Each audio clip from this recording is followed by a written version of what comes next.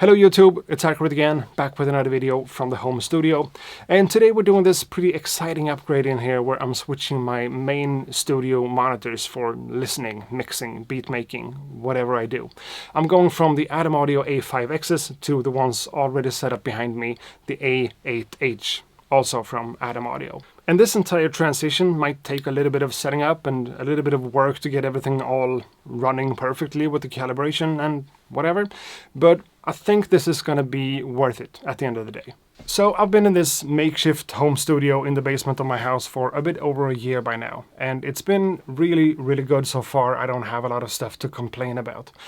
But I'm running into some issues with the lower frequencies in my mixes and my beats in general.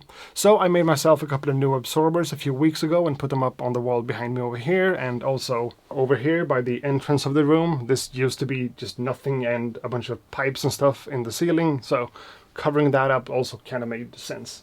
And these homemade sound absorbers does help a lot with the audio, it really does, but you know, it's still kind of a small space with a low ceiling, and it's definitely not made to be a music studio by any means. And that's why I'm running into my issues with the lower frequencies, like the bass in my beats and my mixes and stuff doesn't always sound as it should. And that's pretty much what I'm trying to fix here today. New monitors, calibration, all that jazz. I just hope this is gonna turn out great. And the people at Atom Audio was kind enough to send me these A8H monitors for reviewing purposes, and that's what I'm doing. I'm not getting paid, they don't get to say anything about what's getting said in this video, nothing like that. Just me checking out new monitors, doing the calibration and all that stuff. Seems interesting to me, and I definitely need some kind of upgrade in here, so that's what it is. Now I'm replacing my old, smaller 5-inch two-way monitors with the larger A8H.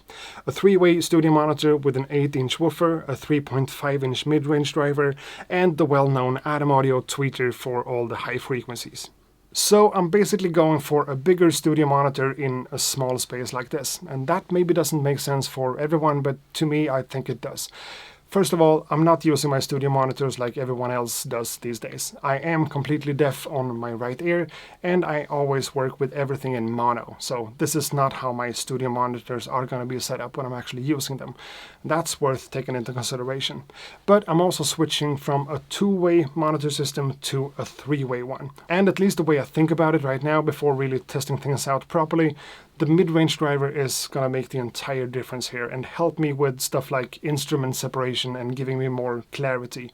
And the fact that I'm also able to calibrate these ones will help me, hopefully, a lot. So these monitors has a built-in DSP functionality with a few settings in the back for room correction. This could all be adjusted remotely over Ethernet and Atom Audio's A-Control software too. I'm gonna have to use my dad's old network router to do this, but hopefully this is just a one-time set and forget kind of thing. What's really cool about the DSP functionality here is that it's also compatible with the Sound ID reference software from Sonarworks, which allows me to use a calibration mic like this one and take some measurements in here and generate my custom profile from that.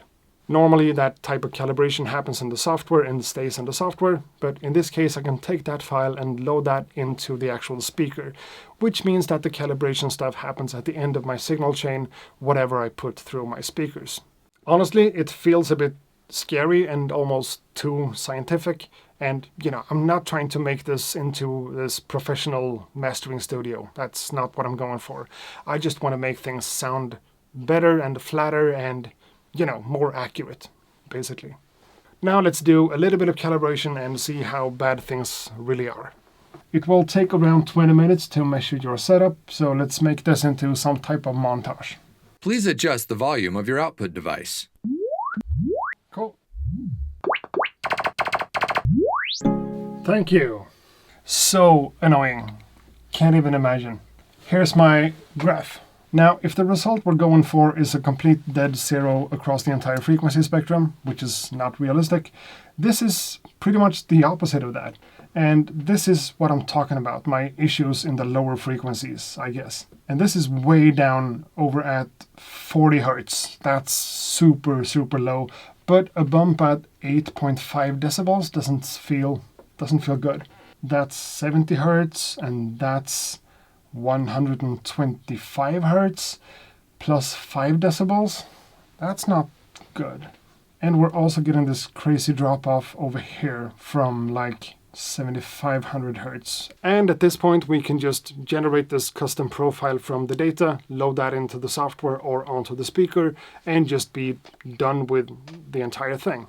But in this case, I'm pretty sure I have some things that could be improved here, besides from the speaker and just the calibration software. I could add more acoustic absorbers, I could start moving my monitors around, I could just make things a little bit easier for the software and the calibration to not have to do those crazy adjustments. And I have a plan.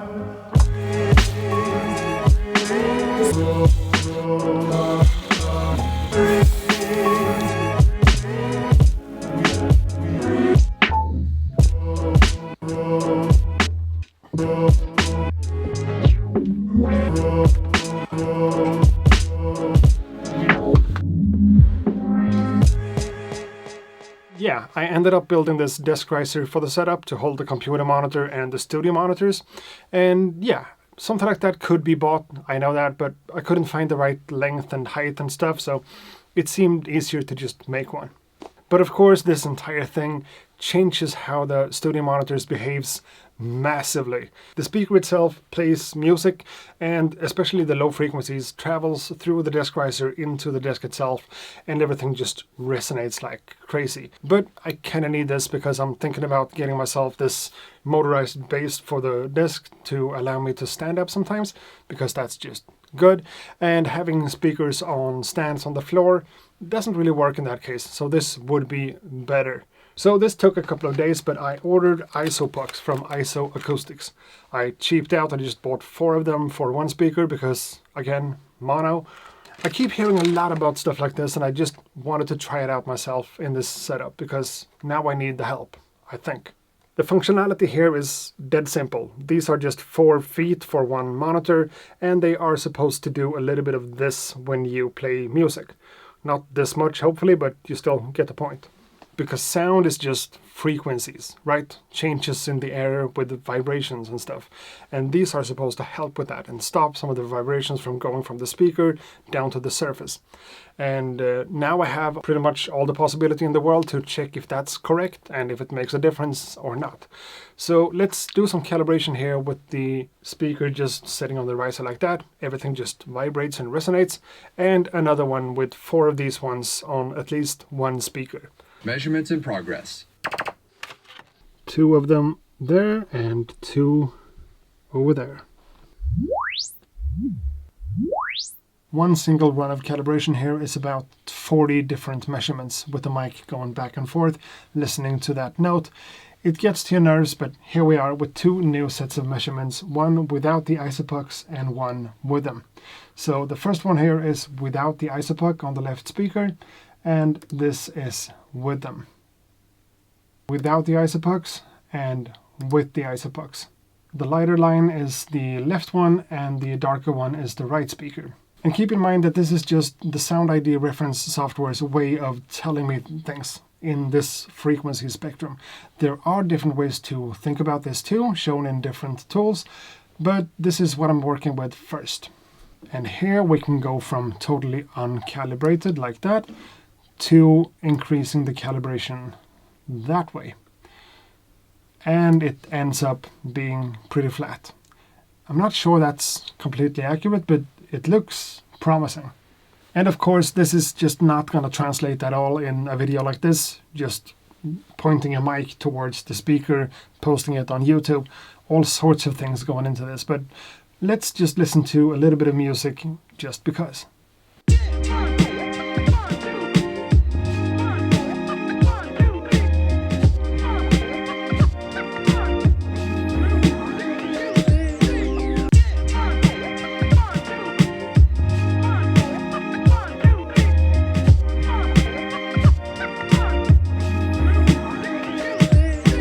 And of course, it's almost impossible to say anything about it just from that little piece of audio, but I've listened to some stuff in here now, and the calibration makes a huge difference in general. It is really, really difficult to say what this does, but somehow everything I put through it just sounds more like how I intended things to sound when I first made them. The beat you just heard, for instance, I made that a couple of weeks ago on headphones, because that's what I had to do since I wasn't happy with the monitoring. And playing it back on the Atom A5Xs in here on the stands just kind of made me disappointed in everything, because the low subby bass line became overbearingly loud and kind of made everything sound muddy. And with this system, it's a completely different kind of sound. And right now I kind of feel comfortable enough to just take this file out of Sonarworks, export it and put it onto the actual speaker and just be done with the calibration. But I can't deny that a part of me kind of wants to run another software just to try things out and see if this actually works. So it's actually the next day now, and I've spent a lot of time thinking about this entire process, and I've taken some more measurements in here, running that by other pieces of software than just the one from Sonarworks, just to make sure that everything works as expected. And the good news is that it does. The calibration works really well and helps flattening things out in a really pleasing musical way. It is difficult to explain exactly what it does. It's not that I'm noticing way more or way less of anything, but I'm definitely noticing things in music I made 1 or 2 years ago on headphones that I wasn't able to hear in the old speakers in the same space. And that counts for something, right? I'm still noticing that some of the low frequencies resonates in here in a way that's not optimal. But again, I'm not going for a professional mastering studio here. I'm just looking for something way better than what I used to have. And that's exactly what I'm getting. And of course, the new studio monitor here is pretty much the star of the show. Having this dedicated mid-range driver really helps bringing out details in the mid-range and the high mids in a way that I'm not used to. And it also creates some separation between the low mids and the bass frequencies. The bigger 8-inch woofer is able to produce those frequencies at a lower volume, which makes things, again, even more balanced and better. And yeah, I'm really happy with what I'm getting right now. I am gonna have to spend a little bit of time with this new setup and get to know the entire thing to know exactly what to expect from the speakers. And you know, the entire thing of making a little bit of music in here, mixing it so it sounds good on these ones, exporting it, listening to it on like a Bluetooth speaker or in my car or whatever, just to get to know everything and be 100% confident that what I'm hearing here is like a good, accurate representation of the actual music I'm making. Now, with all that said, all that's really left right now is to take the file from Sonarworks, the calibration profile, and load it onto the DSP on the speaker. And that's where this one comes into play. My dad's old crappy Wi-Fi router. One of the Ethernet connection goes to my computer and one to the left and one to the right speaker. So right now my server is actually not getting internet because I had to use the cables. I'm sure Atom Audio knows what they're doing and this makes a ton of sense for some reason, but it's definitely not the most user-friendly version of hooking up computers and studio monitors and whatever.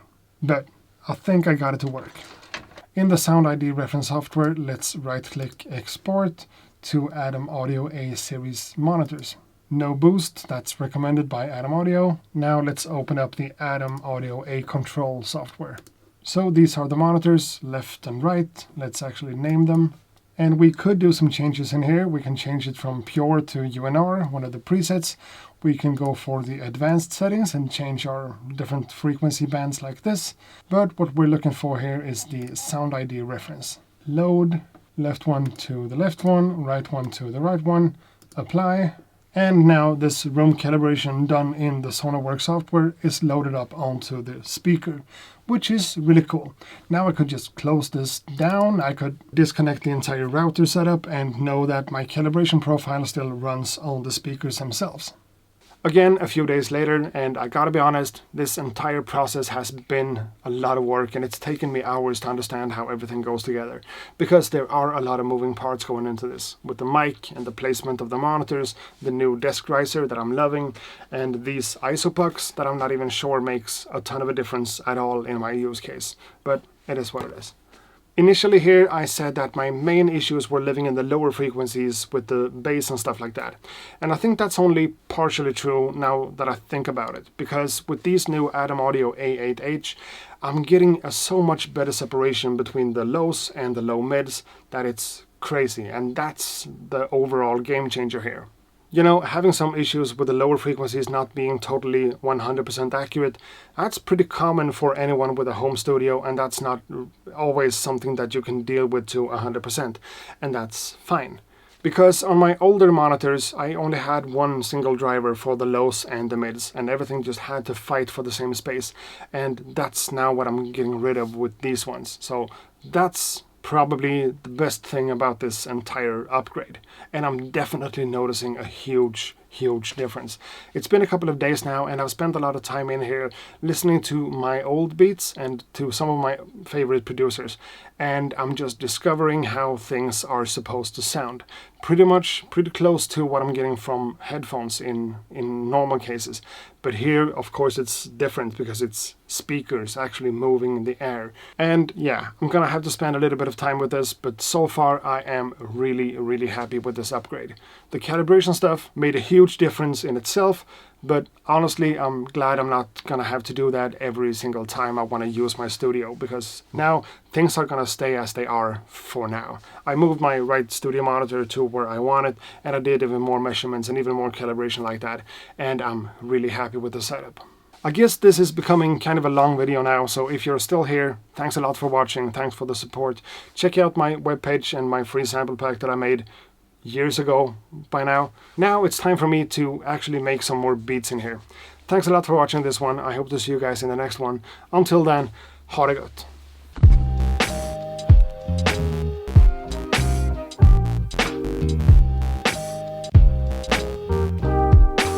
Accurate beats.